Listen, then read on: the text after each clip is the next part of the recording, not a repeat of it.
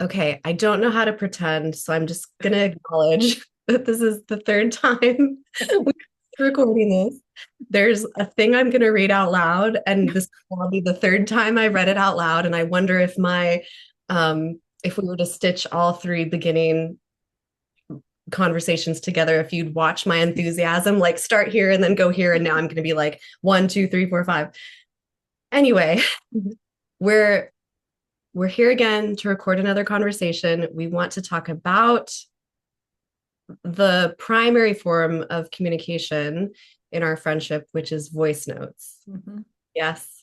Yes. Um, you suggested this maybe a day or two ago, and since then I've been looking at some notes that I took at least a year ago about why voice notes have been so impactful in my life in general, and like kind of with this idea of making this argument that like voice notes are a really accommodating and powerful form of neurodivergent communication. That seems to be these are just really bare minimum notes, but that seems to be the angle that I wanted to go. And I have a list of five things here that I wanted to tease out a little bit more. And so I'm going to read them out loud.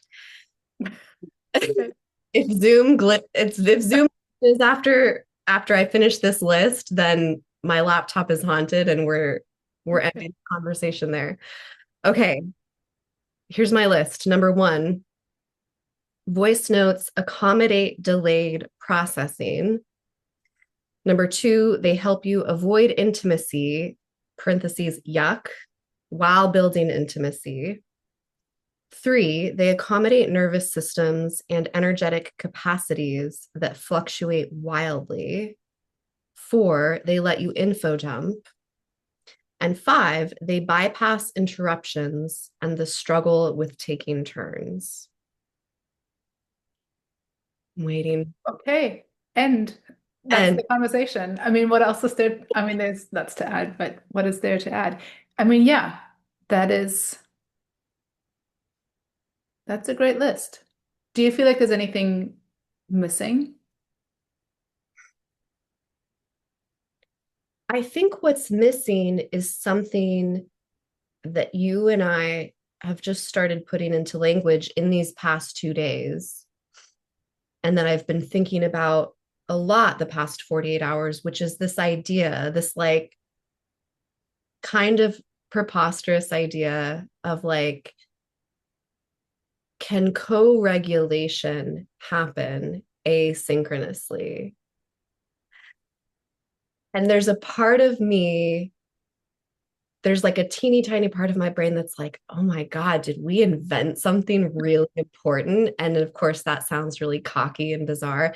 But then there's also a part of me that almost feels like I can hear nervous system experts and somatic practitioners being like, that's an oxymoron. Like, you like co-regulation relies on energetic exchange and presence and synchronized interaction, and like it does not make sense Hmm. to do it asynchronously. And yet, And yet there's also a part of me, one thing that's interesting, even just like in this moment, I noticed this real, like, I was going to say defensiveness, but maybe I want to say like protectiveness. Like, like I cannot overemphasize how much in the first 30, 35 years of my life I was not social. I struggled to be social. I sometimes wonder if like how I seem on Substack, where I'm hosting things and I'm interacting with my people and I'm all my enthusiasm just splatters everywhere, like, and I love that. And also like I think it's not an accurate representation of how different I was and how different the first whole chunk of my life was, being in very different spaces, being around a lot of neurotypical people, not understanding my neurodivergence, not understanding why I struggled. And so there's this part of me that has just, I don't know, I have all of that in mind as I notice this like real protectiveness of what voice notes have made possible for someone like me who has really struggled with real-time interactions, with in-person interactions. And I just think it's so valuable. Hmm. Yeah, I feel this like weird protective thing of like, no, it's done a lot. It can do, you can do a lot. You can do and deepen a lot.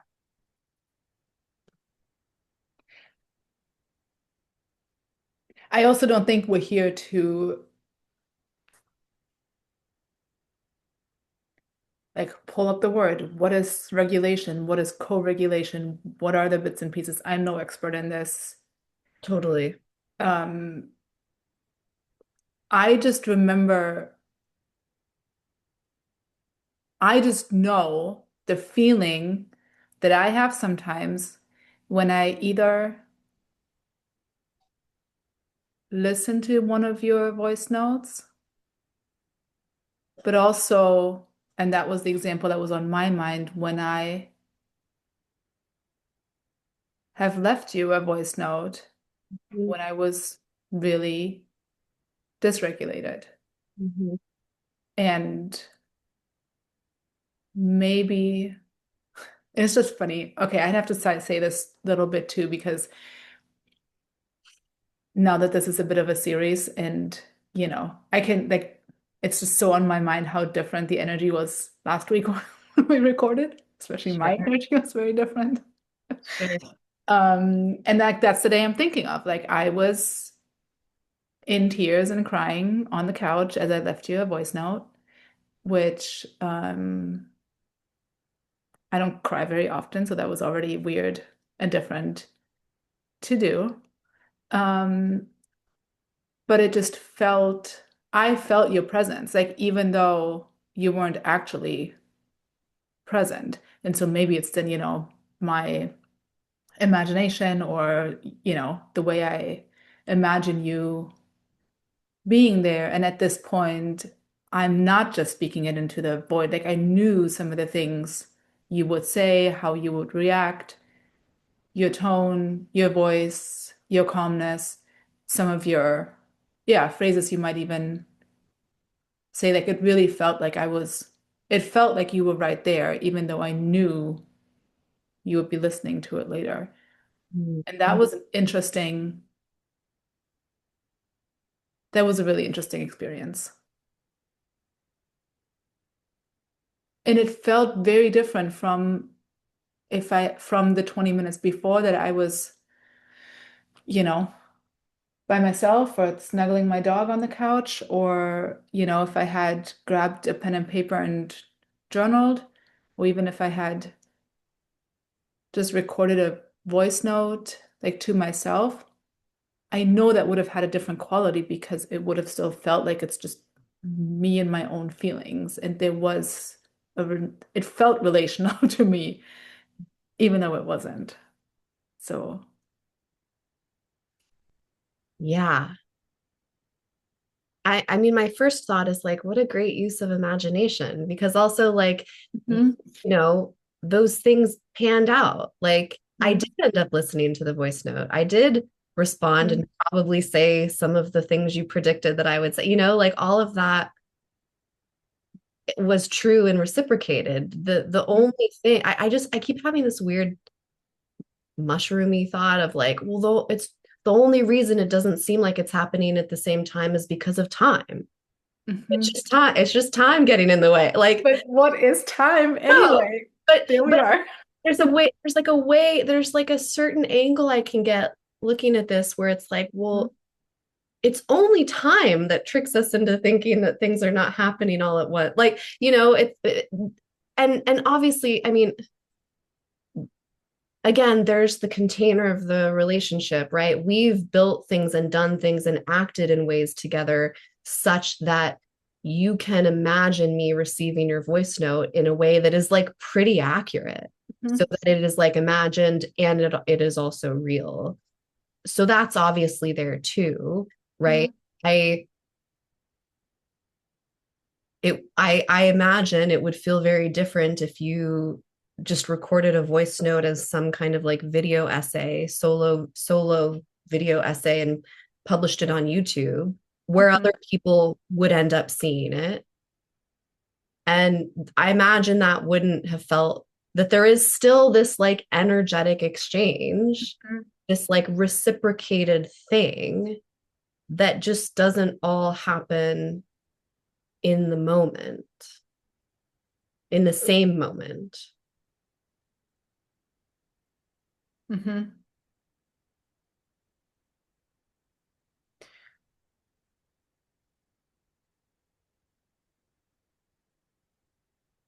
How's that for you? Like when you, because I know you've done this too Mhm. in a hard moment. Mhm. Yeah, how does it feel regulating or not? Like how do you experience leaving a voice note when it's yeah, about being present and in the moment and sometimes intentional. And sometimes that's in a hard moment, but that's also sometimes in a um and I know I often say this too, like I'm recording this now because I want you to hear how I sound, because that's the interesting bit too, and that's so different from other asynchronous ways of communicating, I think, when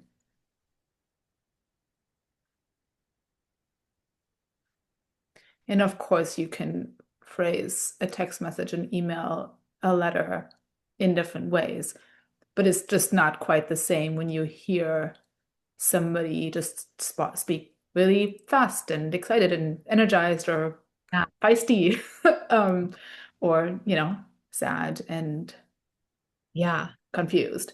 Um, so Yeah. yeah, what's the emotional experience for you when you leave a voice note? Yeah. And also, just to comment on what you just said, like I'm just hearing the number of times we have said to each other, "Oh, I could hear it in your voice," or oh, it was so nice to hear your voice after hearing how you sounded yesterday. Oh, you sound brighter Mhm. today." Like there's like information there Yep. that is really valuable that can't be captured on the page or in it or whatever. And And it's such a great reflection sometimes because I don't always know that about myself until I hear myself yes, say something in a different way. Or sometimes I don't recognize it then, and then I hear it reflected back from you saying, "Oh, I noticed you sound different today." yeah, which again is I think why my brain is reaching for like categorizing this as like such an especially neurodivergent friendly Yeah. communication because like if you're someone who tends to struggle especially in real time to make sense of what you're going through, Hmm. it can be really invaluable to have like a trusted person who can say, "Oh, my I'm hearing something in your voice." Yeah. And it's this like wonderfully cueing thing. um Mm. yeah, I have also experienced regular, I mean, let me just be specific, like I'm thinking about maybe the first time I sent you like a really hard voice note, which was at the conference. Is that Mhm. what you're thinking of That's too? what I'm thinking of. Yeah. I can't remember if I cried on the voice note or if I had just been crying. Do you remember? I think you had been crying, but and so I could, yes, still hear that in your voice, but Yeah. you had um and I also wasn't the first person you talked to. Well, you were with my voice though. I text Oh, okay. I texted Mo Oh, okay. also, and I don't know, I mean, this is just a weird side note. Like I texted Mo and Mo was like, "Do you want to talk on the phone?" And I was like, "No, I don't. I don't have that capacity right now." Yeah. And then like very shortly after I sent you a voice note. Hmm. And I think there's probably, a, an important distinction there between a real-time conversation versus a recorded voice note. And I think there was also just, without like telling the whole story, just something about like, oh, the specific thing that had upset me at this conference full of neurodivergent people. It's like there was something about wanting to tell you what had just happened and what I was struggling with. And it was hard too because I was like really struggling. I had been crying a lot and I also felt really stupid for what I was crying about and felt all this shame. And so it was a really it was a really big deal to send you that voice note and to Mhm. be like, I'm going to tell you how I'm feeling pretty much in the moment. Even if I had technically stopped crying, it was like, that was like a really brave and hard and strange choice for me to make to Mhm. tell you that. And it'd be interesting to even listen to the voice note. I wonder if by the end, I mean, I'm sure by the end, my voice changes. I'm sure by the end, I'm feeling better. I know it made me feel better to tell you. Mhm. Don't know if I, in real time, had access to, oh, I'm regulating myself, but I know that's what I was doing. Mhm. And I think it absolutely had something to do with you, with knowing you'd receive it, with there was no like, oh, like when is she going to listen to it? I mean, I think you even said you were in the middle of making dinner and you couldn't like respond properly in real time, but there was it that sort of like didn't matter. Mhm. There was no urgency. The only urgency was just I need to say this right now. And it's so interesting to hear you just say, because you just said I regulated myself. But Just naming that. Yeah, but yes, yes. Well, okay, yes, but that's not a fair description because yeah.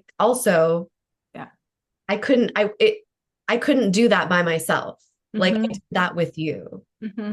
It I couldn't have done that by myself. Hmm. Yeah. I remember one of my first reactions was, I need to get on the phone and be there for you. And I maybe have even asked that, or I don't know exactly how, but yeah, that I had forgotten about this, but there was like a moment of impulse and then remembering, but this is also not how we do things. And we could have, and maybe we talked about it, I don't know. Um, is this what you mean when you say like um your point about intimacy, yuck? Um, is like this a bit of what you mean? What's the line? Can you read that again, your line about intimacy? Yeah, it lets you avoid intimacy while building it. Hmm. Like, and I do hear I hear a little bit of humor in that, but I also wonder if like, yeah, they help you avoid intimacy while building intimacy. I mean,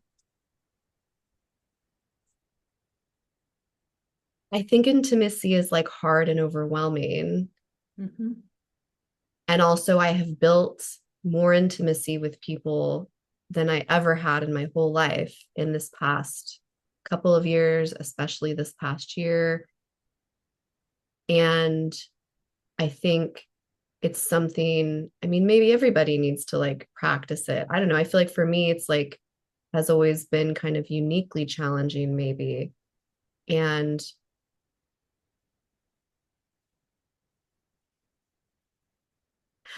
okay, for example, if if if you had insisted on getting on the phone with me right then, I'm pretty sure I wouldn't have. I think that Hmm. would have felt too overwhelming. I think that would have felt like, and I don't know if that's was it fear? Was it, I mean, okay, here's the other piece. Like, I don't know how to distinguish neurodivergence from trauma. And I also don't know that I believe that that's like always a helpful thing to even try to distinguish because I think there's probably some things in me that if you looked at really closely, it's a little bit of a trauma response, like a protective thing of like not too much intimacy. Hmm.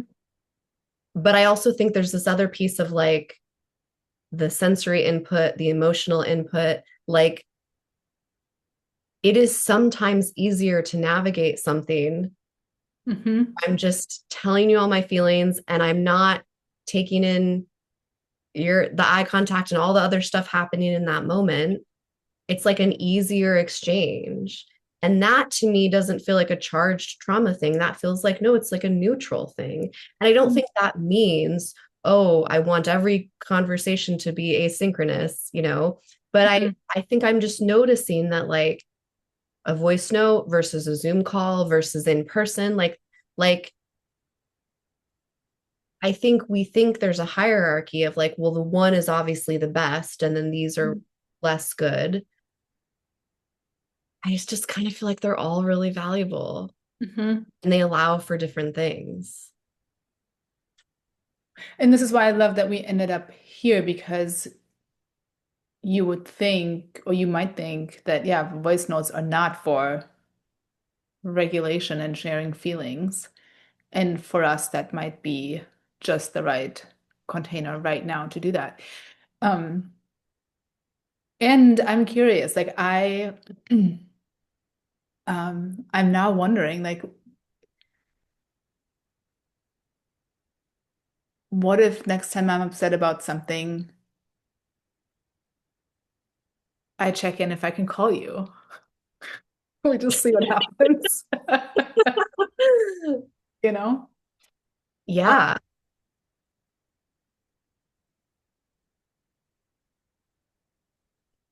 yeah, just interesting to think about.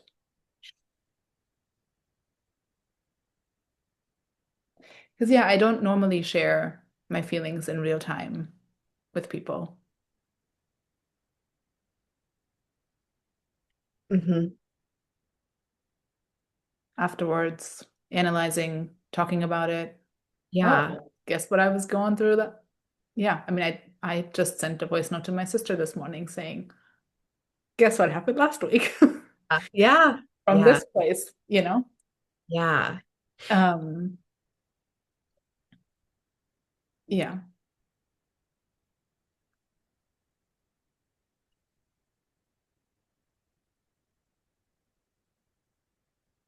I don't hear any self-judgment in your voice, but I am curious if you feel any certain way about that statement of like, I don't usually share my feelings in real time.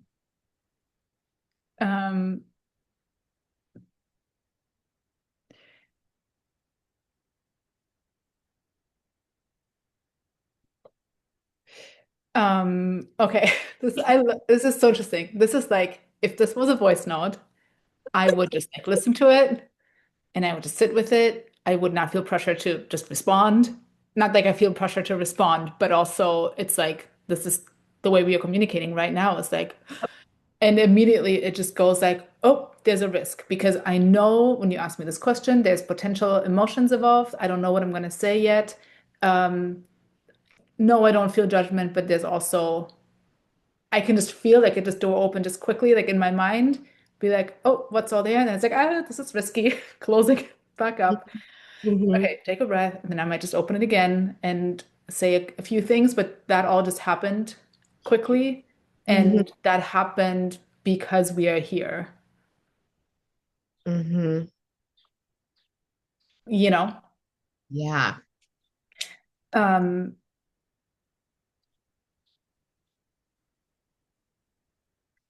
um, yeah, I mean, you're right. I don't think I have a lot of judgment or any judgment around that.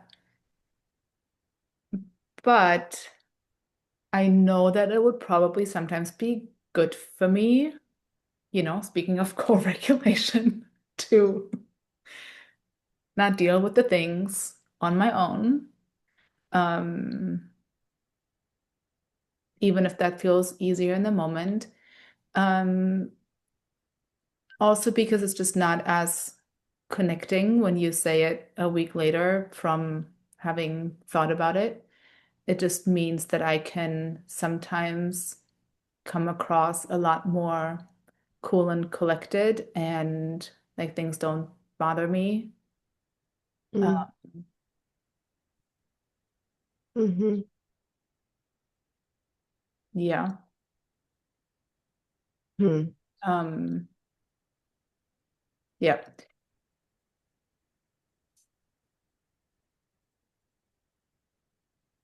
And I wonder if that's another actually benefit, or for me, where it's easier in voice notes just to be a bit more free because That's both in other ways, like texting, for example, where I can just so easily be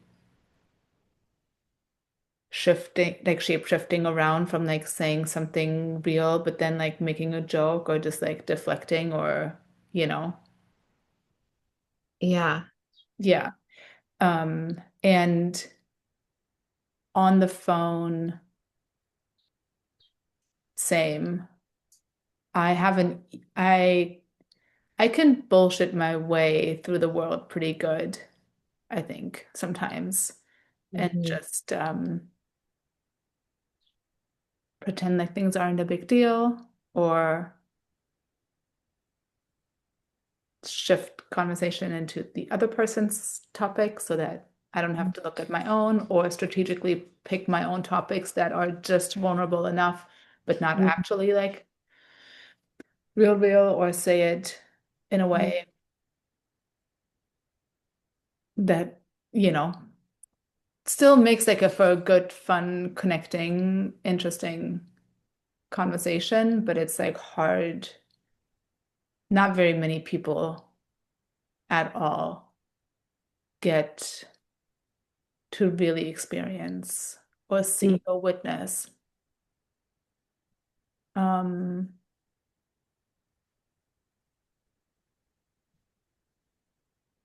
yeah, hard moments in the moment.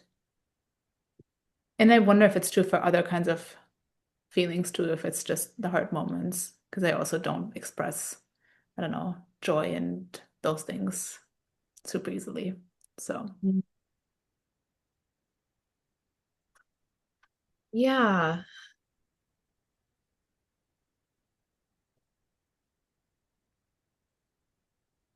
I have this like thing coming up from, okay, first of all, let me just say, I also think there's a pretty clear, we could, map out a chart of like, for me at least, in these past couple of years, especially the past year, especially since March, like the increase in like vulnerable connecting moments that I've had with people. Like I'm even just thinking, I told you I was at the coast over the weekend with a friend, mm, arguably one of my best friends, certainly one of my oldest friends. And like we were talking about something that was like intense, of course, we're always talking about big things. And there was a moment where I became aware in real time, like, oh, I'm like 10 seconds away from crying.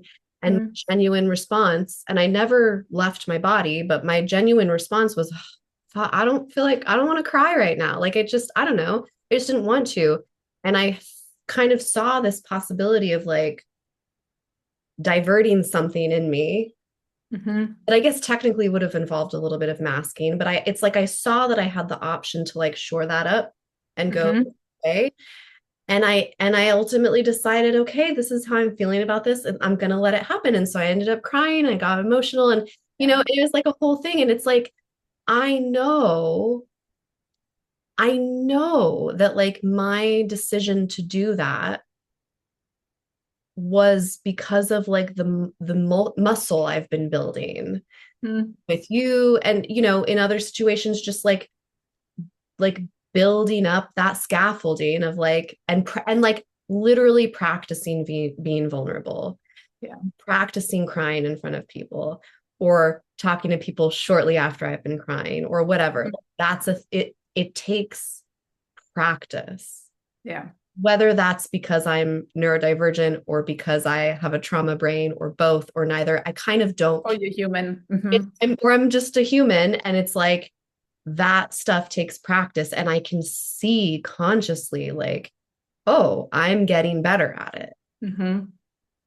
There's this other little like contrarian feeling thing in my brain, and I don't know what this is, but that just also feels like, I don't know, do we always have to be as vulnerable as possible in every moment? Does it I mean, maybe sometimes, like, even to use that example of over the weekend, I am kind of like proud of myself for letting myself go there. And also, if I didn't, well, I don't know, maybe I just didn't feel like crying right then, or didn't feel like crying in front of someone. I don't know. Like, can that just also be okay too? Can we, can we let it also just be a mark of our humanity Like in the way that our vulnerability is a mark of our humanity, can it also just be a mark of our humanity that sometimes like we don't want to be vulnerable in front of someone? Can that be Mhm. just as okay?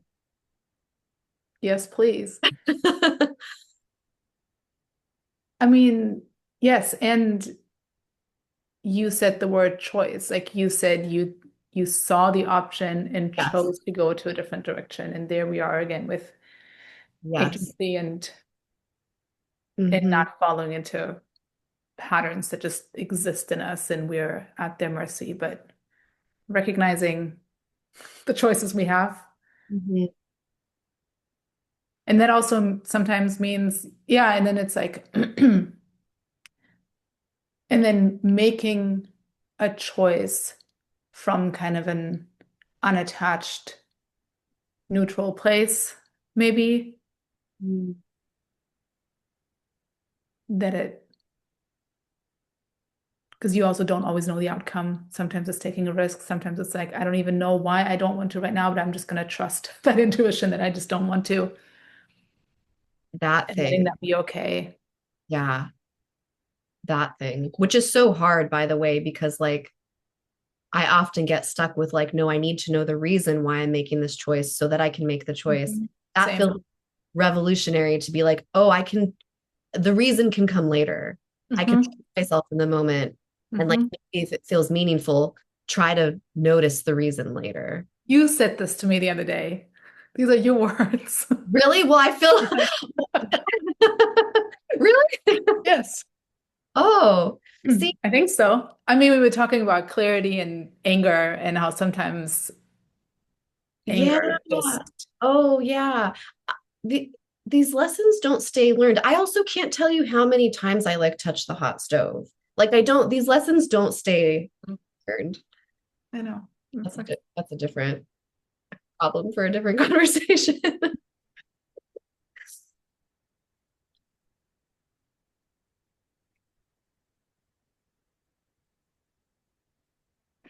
what else is there interesting in voice notes? And where are we on time? And because you had a long list in the beginning, I was like, oh, we could go through. No, you didn't have a long list. You had a list of 5 items, and in the beginning, I was like, oh, we could like look at each of those things on the list and reflect. But I think we've talked kind of about the main point that sparked this whole conversation. But I also wonder if there is something else. Um, and I'll say one thing right away because it popped in my mind early on too. There are, of course, a lot of downsides as well, whether that means for somebody who, I don't know, prefers written over audio. Like sometimes, like in some relationships, I will send like a follow-up message. And we do this sometimes too, but like a follow-up, hey, this is the content, so that you kind of have an Yeah, yeah, idea of yeah. what's coming, Yeah. before you have like a 10-minute little podcast in your inbox. Hmm. Um, I do forget things sometimes. Like I've noticed that too, especially on days where we send a lot of them and long ones back and forth, where I Hmm. do feel like I want to respond right away because I'm worried that I'm not gonna remember what I was gonna say. And then, and by the time we have so many, I won't know which ones to go back to that I haven't listened to yet and whatnot. And then it gets Hmm. too much, and all of a sudden it's, um, and then, but it's,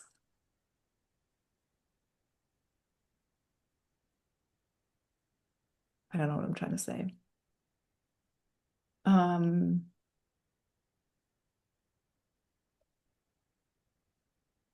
yeah, just saying it's not like the perfect way, but it's about Right. each relationship and then also navigating like how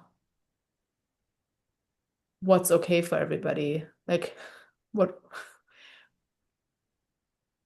like how the other day was it 30 minutes that I sent you? Like a whole long. That's a long podcast. Um, and it's so like the flexibility and openness there too about like, is that okay? How sometimes I say, tell me when it's too much, because there it is. It's always that. But And also, yes, there it is again, our old friend too much. And like obviously at the end of the day, what this is about is like each relationship, what serves you, what are the different ways, the different channels of communication that serve you, you know.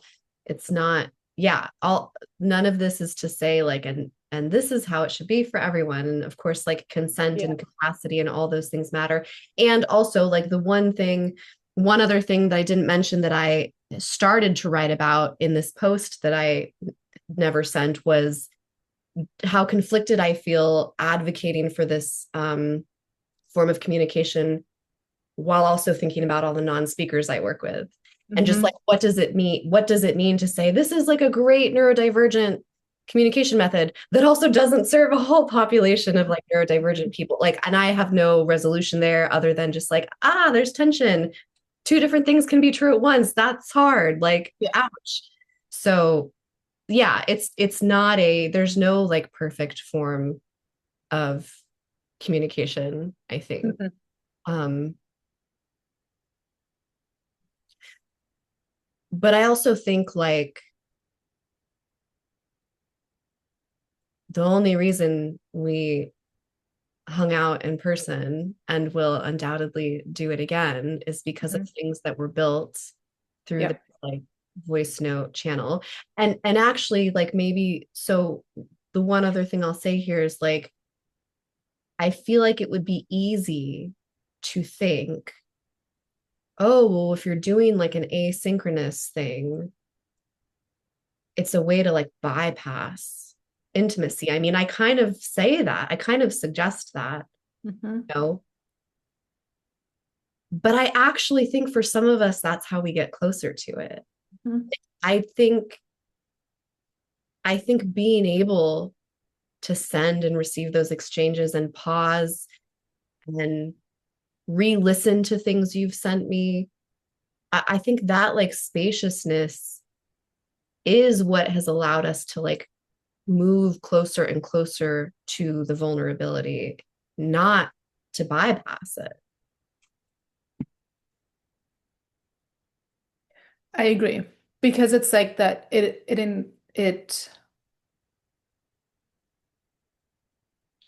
has had and still has just enough distance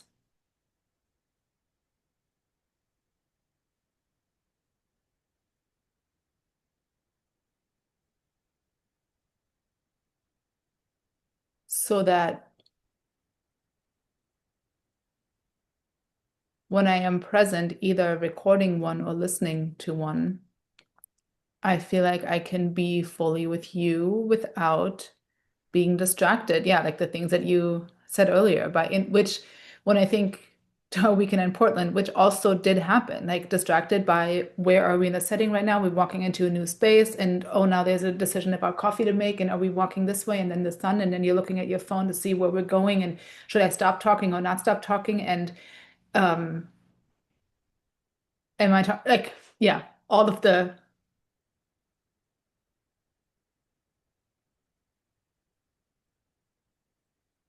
different layers, and yeah, what's happening in real time, and that it's longer time. There's no like break in between to, yeah, yeah.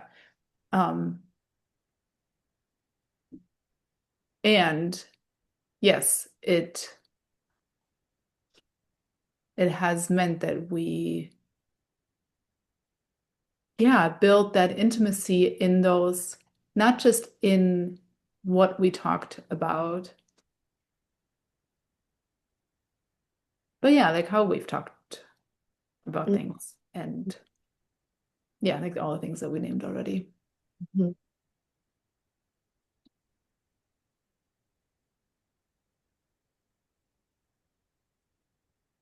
Yeah, and it's interesting because like I'm thinking back to what I said earlier about maybe even on the phone sometimes that it's sometimes even easier for me to bypass intimacy Mm, on the phone, mm,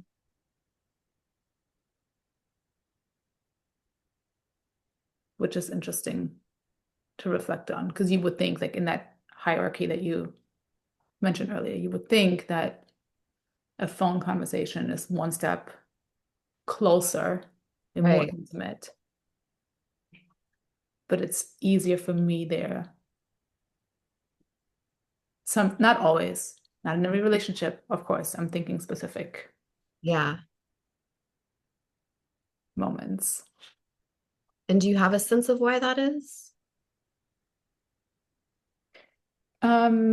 Yeah, I think it's sometimes it is, yeah, maybe a version of masking and just like pulling on the mask because I want the conversation to go well, because,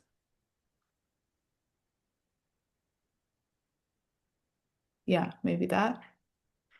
Sometimes it's because I get caught up in another person's energy or in my own energy. And that happens in person too. Like when I think of our first night in Portland together, Mm, and I just wouldn't stop talking, and it was just like we're like, like the ADHD comes out like very much, like all that impulsivity. And it feels fun and it's like exciting and it's bubbly, but sometimes like I get carried away and then I don't stop myself. And that happens with mm, people who are like that too. It's easy to just like, yeah, fall into that mm. energy without noticing what's happening. And because there's never a break. Every 10 minutes, we're like, okay, hold on, hitting pause, sending it. What am I doing next? Yeah. It just, and not to say this isn't also like intimacy or building, but it's sometimes I just walk away from the conversation and like, oh, this just all felt like a lot, Mm, often good, but also, yeah, like a lot.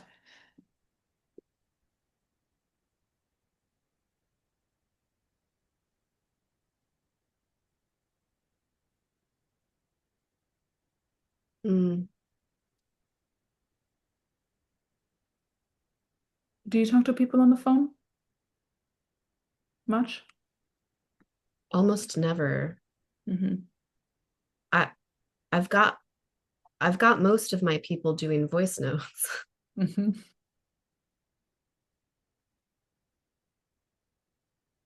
I think it is genuinely my preference. Not to say that I don't ever want or like the other things. I do. I just maybe there's also something about frequency. I if we can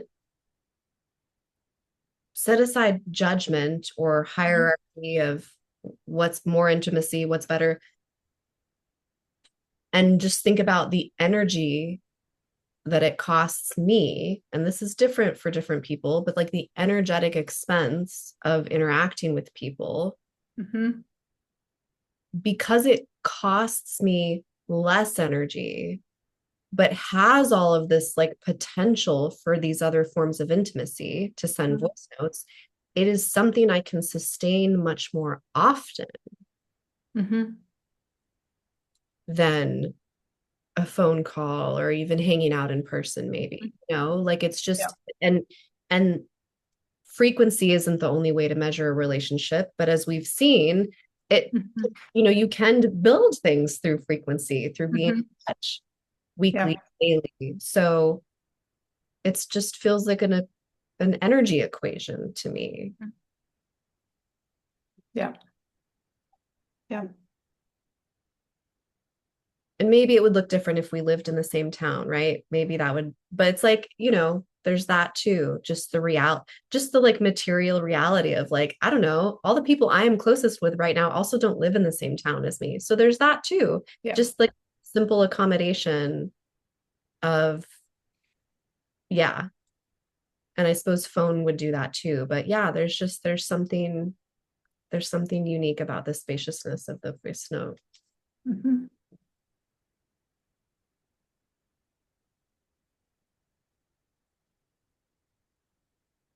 Have we missed anything? Um, I mean, we could probably go on and say a bunch more things, but I think